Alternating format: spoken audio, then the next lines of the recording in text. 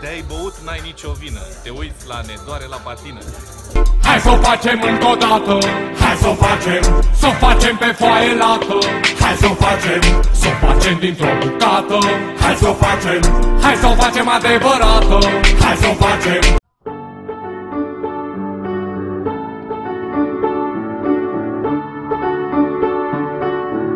Așa să mergem, nu mai am. Aș vrea cu scala borcan. Aș vrea să-mi dai în miez de moarte și atât de bun și de lapte. Între picatul de mai poate și mă-mi doare la patină. Am doar o viață, nicio vină.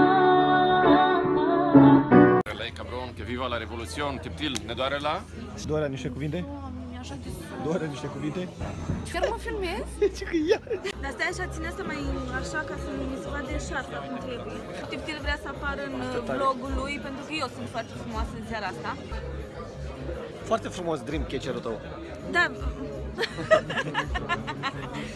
Nu trebuie să spun mă doare la patină, nu? Tiptil, patinatorul Iașului. Băieții se hotărăsc să vadă cum se îmbracă ei. Asta e mă doare la patină? Da, uite cum arăți și tu. Este ziua lui Eminescu astăzi. Da, am văzut că îl doare la patină și pe el, nu? Cea mai profesoară din toate profesoarele? Am plătit taxiul 10 lei pe o curs care făcea 3,40 lei. În sfârșit. De ce? Mă simt bine. Te văd și eu aranjat așa. Ai lăsat 7 lei șpagă? Da. Cea mai profesoară din toate profesoarele. Da, băi, și am descoperit că ești un mare jurat. Ia o bere, că eram dator. Mulțumesc, Popstașul. Ce lumea nu vine la tine cu carte, cu un roman de Mircea Eliade? Toată lumea vine cu băutură la tine. Ce se întâmplă cu tine? Explică-ne. Bine, cred că îl doare la patină și atât. Cea mai actriță din toate actrițele, ce faci? Tiptil, ești o persoană atât de deosebită. Ai 5 lei? Știi că azi e ziua lui Eminescu?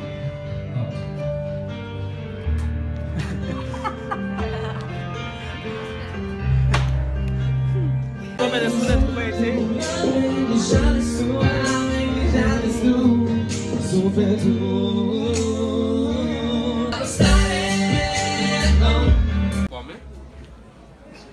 Trăiască Tiptil care a dat pâine la patinatori. Să mănâncă pâine! Da, boda proste. El și cu Iisus. Dumneavoastră vă doare la patină, domnișoara Erica? Da. Eu cred că mă doare. La bani să fac un cercel. Am și piepta. Ai dat play? Da, Da, măi, două. ce ai făcut weekendul ăsta? Chiar vrei să fiu sinceră? Cea mai faină chestie mi-a spus-o Mihai Popstașul. Tiptil, tu ce grupul sanguină ai? Cum se cheamă? Tu vorbești sau ursus?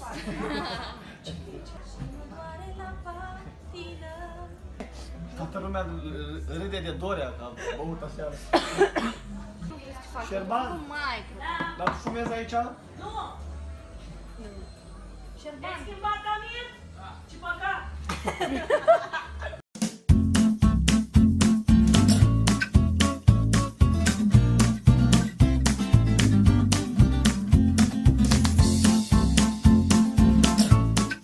Machiavelli!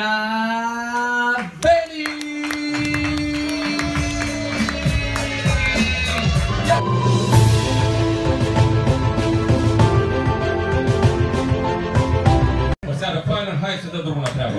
Lasă pentru Machiavelli! Doamnelor și domnilor, ultimul jurat din această seară. Doamnelor și domnilor, Gabriel Gherghe!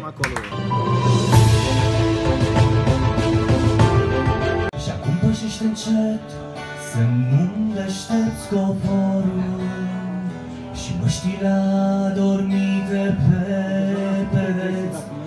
Bla, bla, bla, bla, vorbește Anca Șerbania. Anca vrea să zică că la anunț n-ar merge piesele. Ce n-ar cu flacără. Un super moment. Băieții se pregătesc. Gabriel Gherghe. Poate să vină să bagă degetul în fund. Ai curaj! E doar o stare fără de care dacă omul vieții noastre n-ar avea culoare.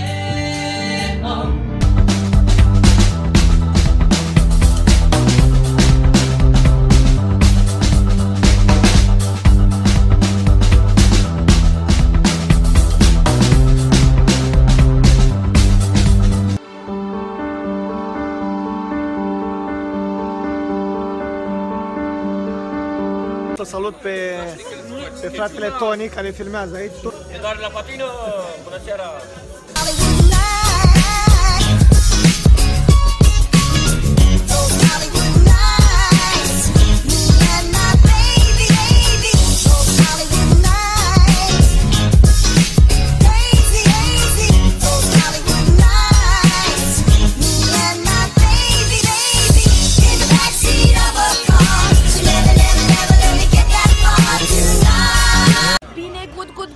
Hai că te aștept aici ca să comand și eu ceva, că mă ții la telefon și eu nu pot să fac comanda aici la bar.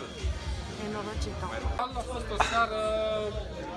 fost o seară fix cum ne place nouă când ne doare la patină.